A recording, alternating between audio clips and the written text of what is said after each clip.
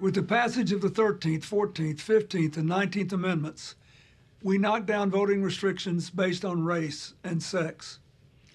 Then some of the states pushed back and found new ways to keep some people from voting. Poll taxes, literacy taxes, naming all 54 county commissioners, guessing the number of jelly beans in a jar. We still had a long way to go.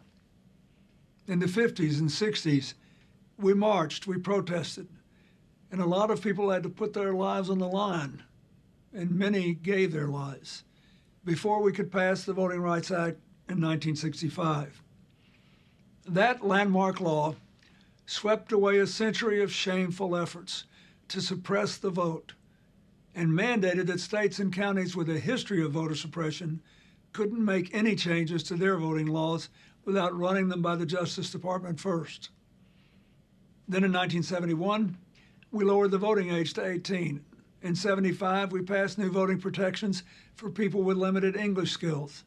In 82, we made voting more accessible for the elderly and people with disabilities. And in 93, I signed the motor voter law, which let people register when they applied for driver's licenses. In its very first year, that law accounted for 30 million new voters. But 2 centuries of progress just came to a halt 7 years ago when the Supreme Court gutted the Voting Rights Act and said that even states and counties with long histories of voter suppression no longer had to submit changes in their election laws to the Justice Department for review. In her strong dissent, Justice Ginsburg said that throwing out a system that had worked so well for so long was like, quote, throwing away your umbrella in a rainstorm because you're not getting wet. Well, we're all getting wet now.